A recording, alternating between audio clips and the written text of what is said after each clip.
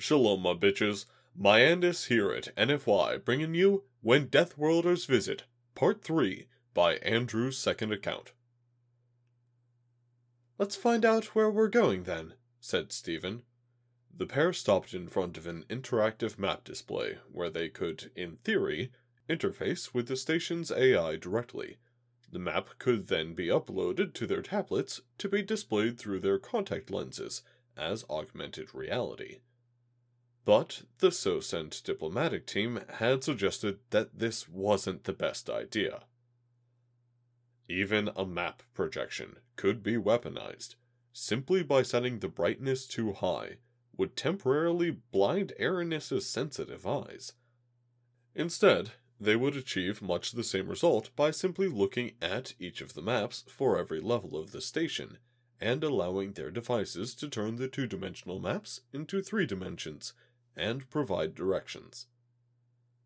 Within moments, a digital path appeared before them, leading them to their destination, 2 levels up and around 300 meters distant. Stephen took his wife's hand, and they began walking to the nearest lift.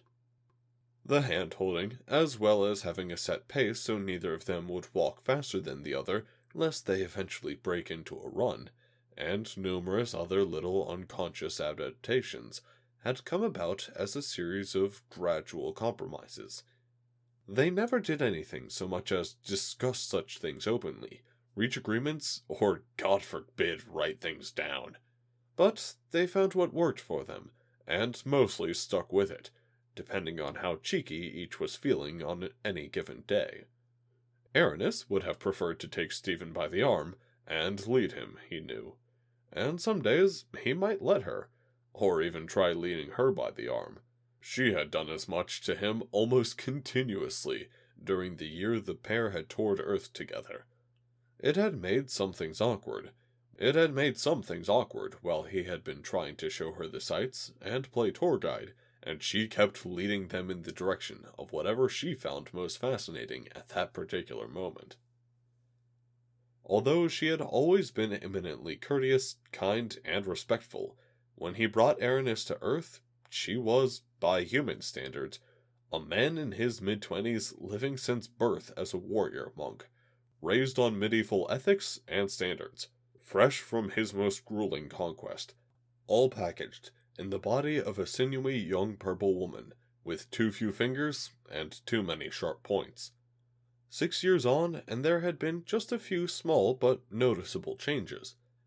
Physically, she had quickly regained the mass she'd lost to starvation, and had even put on a little more muscle than she had started with. Mentally, her medieval ethics had shifted just enough to accommodate her husband, if nothing else. The process of each getting used to the other had not been overnight or without effort. Since they had first met, Aranis had always claimed that his girlishness was one of the things she loved most about him, much as he enjoyed that she was such a tomboy, if a little too rigid and proper. They both loved that they could spend all day drinking mead and eating pizza together, being utterly relaxed in each other's company, while enjoying the exact same childish diversions without fear or shame. Neither loved it when it came time to clean up afterwards. For their first year together, Aranis would just as soon let trash pile up than do men's work. Stephen had no such ingrained compunction, would be stuck picking up after themselves, while Aranis smiled and complimented him. It wasn't nearly as easy as Stephen might have thought to resist such treatment. He had been raised to believe in almost total gender equality. He wouldn't dream of taking a woman by the arm, leading her around like a puppy, expecting her to do all the housework, and generally behaving like the male antagonist in some sort of revisionist period piece novel. It just couldn't connect with him that he might need to assert himself and remind his, at the time, nominally platonic friend that he was, to her, much more like a sister in arms than what she might have expected from the man of her world. It just wouldn't occur to a human male, with only the vaguest concept of disparate gender norms, to feel bothered by a Nixian woman's behavior, conditioned to be supportive of the strong and independent woman archetype as they were. A human male probably wouldn't even attempt to change his partner, at least not until it had moved well past the cute eccentricity of, "It's so nice feeling loved," and deep into the, "For once I'd like to have input into where we go for dinner, and the petting zoo was a disaster" territory. Possessing as much understanding as she had strength of will, Ernest had made slow but steady gains in accommodating her husband's preferences, just as Stephen had accommodated many of hers. It helped immeasurably that he had never chosen to nag or pester her to stop her conduct. Instead, he eventually found that mirroring the chauvinistic behaviors worked best, and did more to enlighten her to his feelings than anything else. If she had made plans for them one night, he would do the same the following night. If she requested a foot rub from him, he would request a back rub from her. If she refused to clean, they made the maid do it. "My gentleman, I might suggest being more mindful of your words," Aranis said as they walked. "Why is that?" Stephen asked, keeping pace. "You called me a night beast." While he knew she hated the term in the context of dealing with the Galactics, he didn't think it should have bothered her. Nevertheless, "Look, hey, I'm sorry, I didn't think you'd be offended. If I had, that's not what I mean, darling," she hastened to say. "You mentioned it to them, and then his AI just happened to confirm that I am indeed Dryantisa. Think about that." "I was just using it for comparison," he said defensively. "I mean, I don't know of any other wild, dangerous predators that guy might be familiar with. There aren't many others in the GC, if any, after all." "Better to have said nothing, then," she replied. Stephen shrugged. "You might be right. It's a good thing he didn't catch that." "No, aliens are too stupid for that," she said. "What was good was that he decided to blank his tablet screen before he was supplied with any more helpful information. I think the AI would have kept trying to convince him." "Maybe," said Stephen. "Those things are way smarter than they give them credit for." "Indeed. But then why do they not listen to them?" asked his wife. "Why do they always think they're broken or wrong? Even before I knew what they were, I had seen the aliens, the Takers, wantonly discard them like ruined hides. I have seen two since arriving at this very trading post, no less, in waste bins with nothing more than broken screens. It would seem to me that if you're going to spawn countless lives from the aether like some sort of fanatical alchemist, you would at least take the time to care for them and listen to them, if not try to understand them." "They are aliens, love," he said. "They don't give a damn about living sapients, so don't expect them to care the slightest bit about the artificial ones." Wait a minute. You went dumpster diving again, in the ladies' room." "Yep," she said, smug and not the least bit ashamed. "I like projects." He tried not to let that bother him as the creature spoke to them. "I think there must be some sort of mistranslation. An entire group of new civilizations comes all this way, introduces itself to us, and the first thing its representatives do is threaten the galaxy. That can't be right." Aranis and Stephen exchanged looks. "Is that what you heard, darling?" she asked her husband. Their diplomatic meeting wasn't going quite as planned. It felt less like an exchange of ideas in the context of a negotiation, and more like an interrogation at the hands of a skeptic bureaucrat, which, in fairness, was exactly what it had turned out to be. The couple sat in a room very similar in layout to the previous one they had left not more than an hour ago, though this one held far more in the way of contents. Instead of a plain empty table and simple folding chairs, they sat before a large desk in ergonomic office chairs. On the desk sat a stationary AI terminal, office supplies, various knickknacks, a small bowl of colorful, individually wrapped treats, and a nameplate with a printed playable audio waveform on top, and Assistant Interplanetary Liaison, Office of Interplanetary Affairs, written below it. Stephen had decided to listen to it, and was not in the least bit surprised to hear more cicada noises. He honestly didn't know what else he was expecting. The creature, a Type 2 male, looked no different than the other Tisrutik he remembered from his stay on the slaver ship. During their extensive debriefing after escaping years ago, he and Aranis had labeled the race Little Scarabs for Confederation governments and scientists. Although that had been something of a misnomer from the beginning. There was nothing little about the massive bugs, but size could be relative. One of the big scarabs they had seen probably wouldn't fit in the room. No, that's not what I heard at all, Stephen said, shaking his head slowly. What she said was that you insist that no GC ships or delegations go anywhere near your colonies, the liaison said, chittering away briskly. Or your space stations, Dyson swarms, or home systems, 2 of which are death worlds under galactic quarantine, and you refuse to provide the location of the 3rd, I might add. Your little group wants to wall off a huge chunk of the galaxy for yourself, and tell the rest of the galaxy not to go there, or else. Aranis folded her arms across her chest, leaned back in her chair, and began tapping her feet. She turned to Stephen with a look in her eyes that said, "Why did we agree to speak with the talking lunch buffet again?"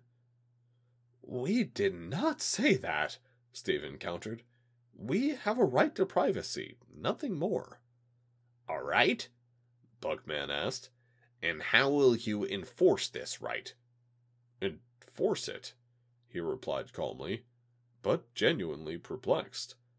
Who said anything about enforcing it? Why should that even be necessary? "Okay, let's start there," said the liaison. "We are the galactic community. We are the galaxy. You don't get to wall off the galaxy for any reason, let alone some imaginary belief in absolute social constructs. There is a maximum allowable sovereignty we permit to subordinate territories, and you have far exceeded the limit with this list of demands." "We are not representatives from some fiefdom's lord," Aranis said. Only a Terran or another Nixian could have known she had spoken through clenched teeth. She took a breath to calm herself before continuing. "The Scorpius Cenarius Confederation is a sovereign government separate from the galactic community." "Ah, I see," said the bug. "There is the source of confusion. Allow me to clarify. There are no governments apart from the galactic community. There are only worlds, peoples, and systems actively participating in the GC, and those considered dormant, whether undiscovered or yet to evolve. All are members. One galaxy, one family is the motto." "Could we be a part of the GC in name only?" asked Stephen. "And maybe you could permit us the stipulations we suggested." "Well, that's not for me to decide," the liaison said. "But the answer would still be no. You are already a part of us. There is no way we would isolate a portion of ourselves from the remainder. Who else will levy taxes on your citizens and businesses, provide for interplanetary outreach missions, set up slave markets, build schools, chart interstellar travel lanes, import teachers to ensure educational conformity, and so forth and so on?" "Darling, he's wasting our time," Aranis said softly, but loud enough for all to hear. Stephen patted the woman's back in acknowledgement. "On another note, let me ask you," began Bugman, "why are you claiming Death Worlds as your homeworlds? Did you find something of interest there to exploit? Whatever business you people think you may have there, I suggest you just leave those places. You'll end up dead if you try anything, and it's illegal." "Noted," Stephen replied, rubbing his brow with both hands. So, that's it then. That's it, said the liaison. Good day. Stephen turned to Aranis. His eyes remained fixated on Bugman, arms still crossed. She had stopped tapping her feet. He could almost see her stewing through the hood and veil. His wife was unhappy with the way things were turning out, and tensing up was her way of pouting. Stephen liked to think of Aranis, in terms of her martial abilities, as something of a cross between Carlos Hathcock and a Knight Templar. Even among her own kind, they didn't get much more fearsome than her. She had never lost a single real battle or fight. In diplomacy, however, as in other areas of life, that just wasn't going to be the case. While she must have seen some failures before, he knew too well that she'd strongly preferred never having to experience them at all. This meant she would always stick to things she was good at, if given the choice. Unfortunately, that wasn't an option at the moment. Aranis slowly pushed her chair back and stood. Stephen did the same. There was nothing left to do for now. They would have to devise a different set of approaches and tactics with the team. I guess we'll go report our discussion here to our government, said Stephen. Thank you for your time, and a good day to you as well, sir. With that, both he and Aranis turned to leave. As they approached the door, an electronic beeping sounded from the desk behind them. It had to be from the man's damnable AI telling him something the couple would rather him ignore. Stephen hastened to reach the door, with his wife picking up on the subtle urgency and reaching it first. Trying the handle, she whipped around in an instant, glaring daggers at the liaison. It must have been locked. Stephen slowed his pace to the sealed door. They could probably break it down in less than a minute if they wanted to, but that would mean really taking this mission down the wrong path. He didn't bother with the handle, instead turning around to face Bugman with Aranis. He hoped there might be some way to salvage this situation without violence, though the chances didn't look good. As much to comfort her as to discourage her from doing something rash, he held his wife's hand, squeezing it gently. She did not like enclosed spaces, especially locked ones. Aranis squeezed his hand in return before pulling hers away. She sidestepped to the right for a meter or so and broadened her stance. Twitching one of his mandibles, the seated liaison, still slightly concerned, but mostly dubious at the prospect of a confrontation. He actually thought he was calling her bluff. Oh, this was not good. Sir, we are diplomats, said Stephen. May I ask what this is about? Among our people, even in wartime, diplomats are not treated like this. Stephen began moving slowly back to the desk, the palms of his hands facing up, arms outstretched slightly. The creature may not interpret any specific meaning from the gesture, but it should at least see that Stephen was making an effort to show that he wasn't armed. In truth, he was just trying his best to get between the alien and his wife, though he doubted it would do much to help. That woman was quick. You may return to your seat, human, said the liaison, glancing between Stephen and his tablet, and I will explain. He gestured to the chair the man had just vacated.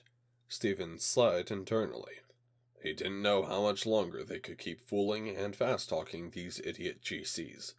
It wasn't actually a mission requirement to do that, to hide their true nature, but it had helped smooth things over.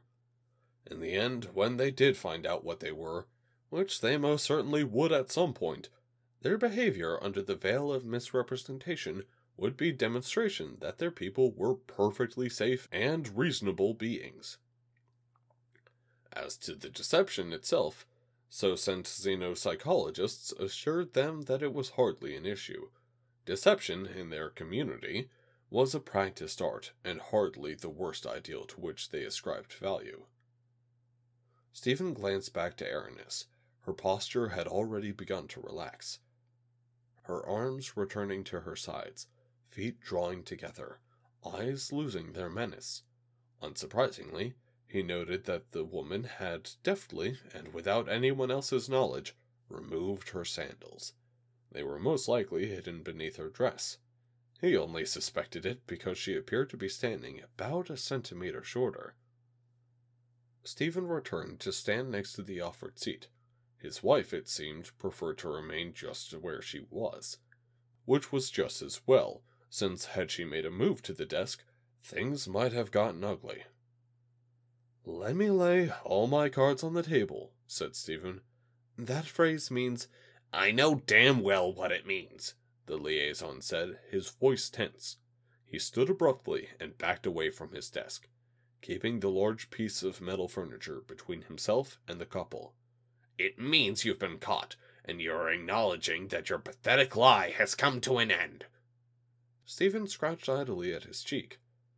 "Wow, I think we should all take a step back and—" A gun appeared in the bureaucrat's hand, deftly pulled from a utility pouch, now leveled at Aranis.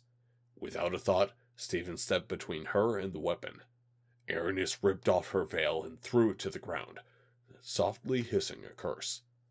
She kept her jaws clenched and teeth bared, her double set of inch-long pearly white canines peeking through her indigo lips. "Get out of my way," the man said to Stephen. "Sit. I don't know what this'll do to you, but I won't hesitate to find out." Stephen looked at the liaison, and then at the weapon he held. The former appeared to be more than he had presented himself to be. He guessed either former military or current military, posing as a civilian government official. The firearm, if it could be called such, looked like it was some kind of dart gun, complete with a compressed gas cylinder slung beneath the barrel. The human considered the creature's words carefully. If the being didn't know what this weapon would do to Stephen, then he meant to use it only on Aranis. "Are you going to shoot her with that?" he asked, stalling for time. Regardless of the response, Stephen suspected he would.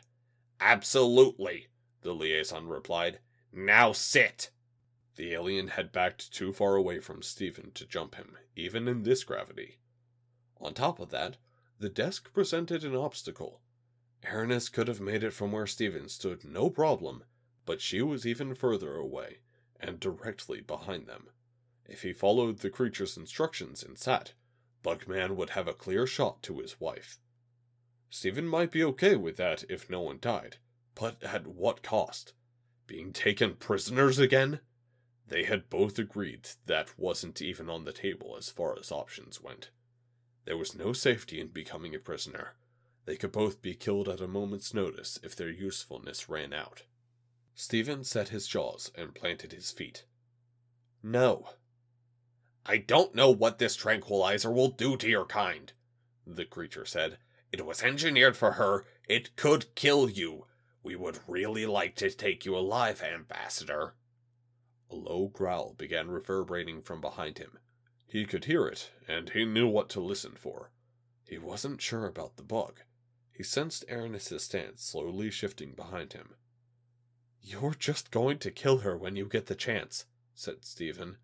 "Of course we are," said the alien. "She's a wanted criminal. You brought a damned escaped serial killer to this station. What in the seven hells were you thinking? Even someone coming in here to spit in the face of the GC and declare independence shouldn't be that insane. No one needs that kind of personal protection, a monster like that. Once we tranquilize her, she's going out the nearest airlock, and you're going to the brig." "How do you get that tranquilizer?" Stephen asked, thinking fast while trying to ignore the fact that the creature had just admitted to planning to murder his wife. "We only got here. Seems like something that need to be made on the fly." "Stop stalling," the liaison said, his weapon not budging for an instant from Stephen's midsection. "There's nothing to stall for. Neither of you have any chance of escaping. The door will not admit the station security until after she's been neutralized." "Shoot me," said Stephen. "She's not a criminal." Behind him, the growl intensified. "Excrement," the alien said. "Move or get shot and risk death." "Sit, darling. I'll be okay," Aranis said. "No," Stephen snapped without shifting his gaze. "Shoot me, Bug." I never thought I'd say this, but listen to the murderer, said the liaison. My darling, Aranis said slowly and sweetly, please take a seat. Please. To Stephen, her tone sounded anything but pleasant. She was swaying on the edge between uncontrollable rage and madness. Yes, said the creature behind the desk. I know what you're thinking, that your physiology is similar to hers, according to some superficial scan, or because you're shaped the same, or because she seduced you and you've discovered you're compatible. You think that maybe you can handle this drug, or that it will have no effect. I assure you, it doesn't work that way. Don't do this for her. This could kill you. Darling, sit! His wife screamed out, pouring into her voice every ounce of the terror and menace she possessed. Stephen had never heard anything like it. She was truly backed into a corner and panicked. He had to overcome the very base flight instinct impressed upon him by his own wife. He honestly couldn't imagine what the liaison must be thinking, staring across a desk at a couple of Deathworlders. Or could he? The man had to be in a state of temporary shock. Stephen made his move. He charged forward, hand outstretched to deflect the muzzle of the... A soft thump smacked in his chest. His knees buckled, and he collapsed. Before he could even hit the ground, Aranis screeched, quick and fearsome, just as the second thump sounded. Already airborne, her leap had taken her halfway across the room before she fell short, unable to hit the alien with even her dead weight. She smacked the ground hard, landing centimeters from her husband. Are you all right, human? Asked the Bugman. Are you conscious, at least? Stephen groaned, his eyes gaining and losing focus as he craned his neck to find Aranis. She had slumped to the floor awkwardly, landing on her stomach, legs spread apart and arms beneath her. Her stunning eyes hadn't lost an iota of their luster, but their vacant stare gutted him faster than any knife could have. She was breathing and semi-conscious, her legs rhythmically kicking in slow motion, as if trying to ride an invisible bicycle, claws scraping the metal deck. Her hands tried shifting out from under her body, pushing up and away. If she were feeling anything like him, she was higher than a kite in a hurricane. Stephen reached out and brushed her cheek softly, getting a mumbled noise in response. He raised his arm to grab hold of the chair he had refused to sit in. Slowly, he pulled himself up onto unsteady feet. He maneuvered in front of the chair before plopping into it. He blinked slowly, trying to get his doubled vision to resolve into one picture of an ugly alien bug. He gathered his thoughts before trying to speak. Wait, did his wife commit some kind of crime? It doesn't affect you quite as badly as it does the fugitive, it seems, said the alien, returning to the seat at his desk. I'm surprised, but that's good. As soon as the drug takes its full effect and she stops moving, we'll have security escort you two to your respective new homes. Should only be a minute or two. Fuck you, Stephen mumbled out. She's not... A soft whistling came from behind the drugged man, a beautiful and practiced sound. Very soft, but it sounded distinctly familiar. His wife was whistling a series of beats, pulsing through pursed lips, pausing for air, then repeating, again and again. He turned just enough in his chair to look over his shoulder at her. She had managed to flip herself over onto her back, a serene smile plastered on her face. High as a kite? High as a satellite, more like it. A half-smile of his own spreading on his face. He turned back to the gun-wielding alien. The liaison now looked on both of them with equal parts amusement and confusion. Why do you indicate amusement, human? The alien asked. The drug-induced delusion of that criminal is funny to you.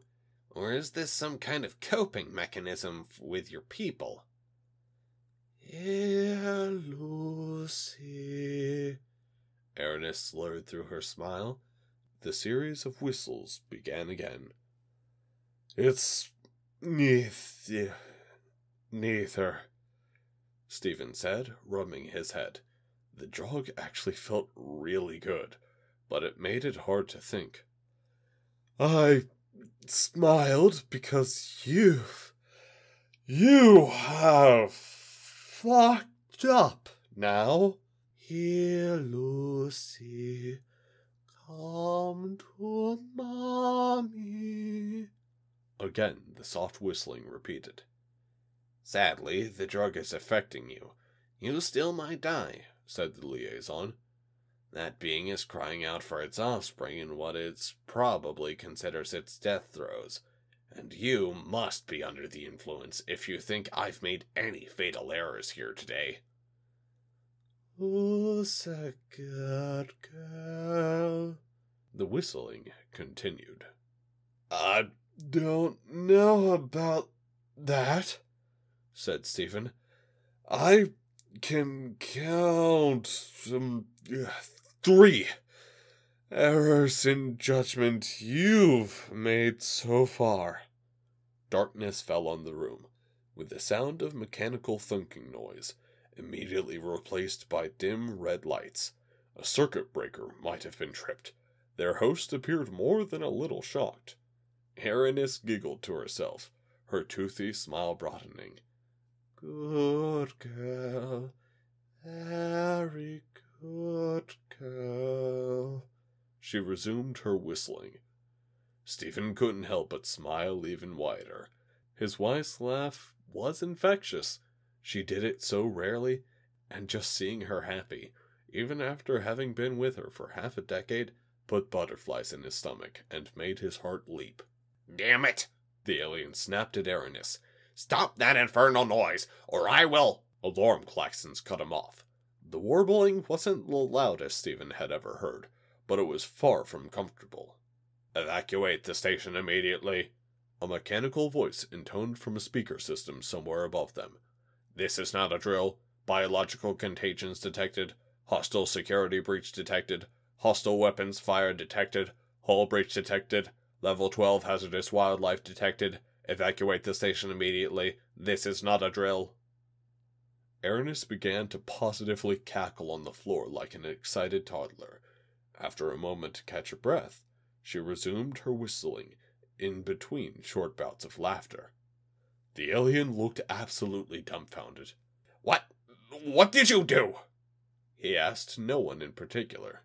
The alien used a free hand to stab a button on his desk. Security, priority override, get in here now! Here, Lucy. They're probably way too busy for that right now, said Stephen. And it's not what we did. You brought this on yourself. Come to mommy. 3 judgment errors you made, he continued. 1. You assumed we weren't in constant communication with our staff back on ship. They've been listening this whole time. Stephen leaned in very close to the alien, still dumbstruck from the eerie red darkness, blaring klaxon and emergency announcement. The creature didn't even bother moving away. 2. You assumed we wouldn't have the means to mount a hasty evac if needed.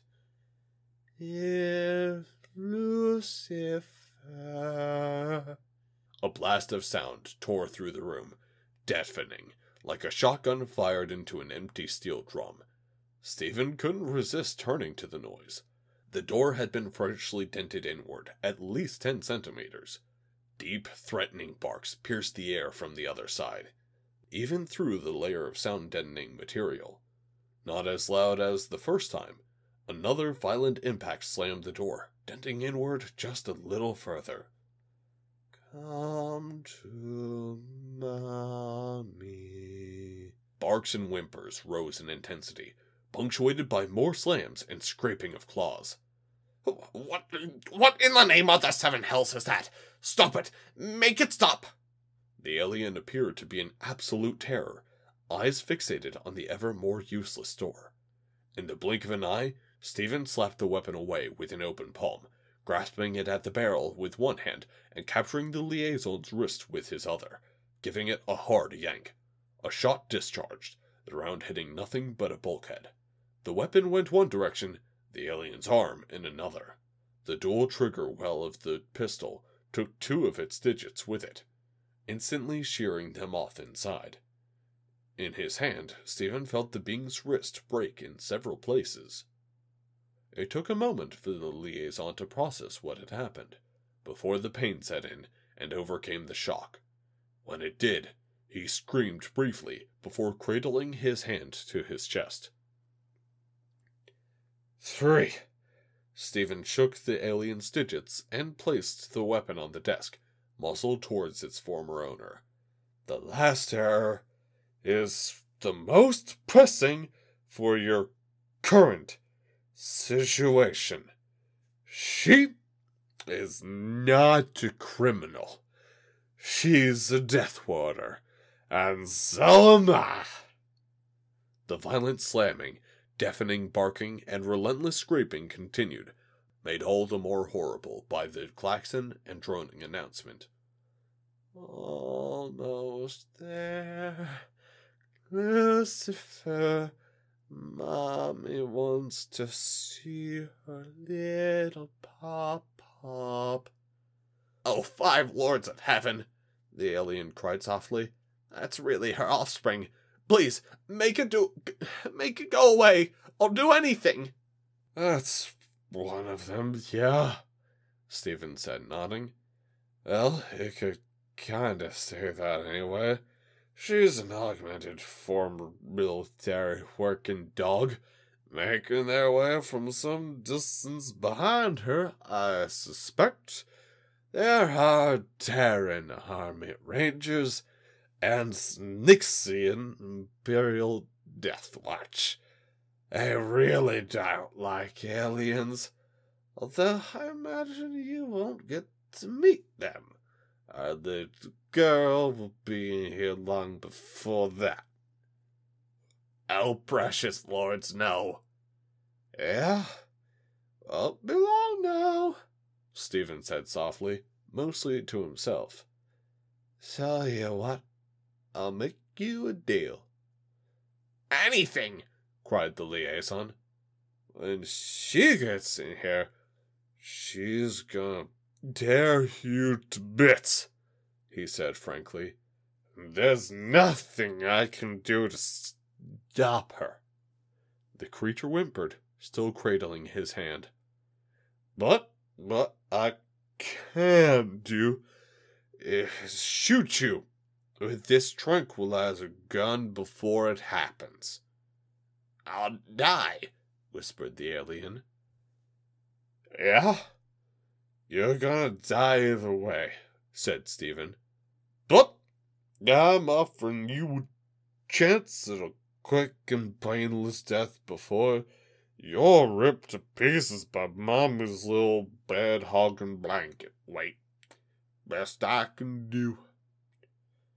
What are you people? The distraught creature said softly. Another slam, the door almost buckled. Even in the dim red light, he could make out the hallway through a gap forming between the door and its frame. He could see Lucy's gaping maw shining, gnashing teeth, and lashing tongue. The barks had become orders of magnitude louder, with nothing between her muzzle and the room.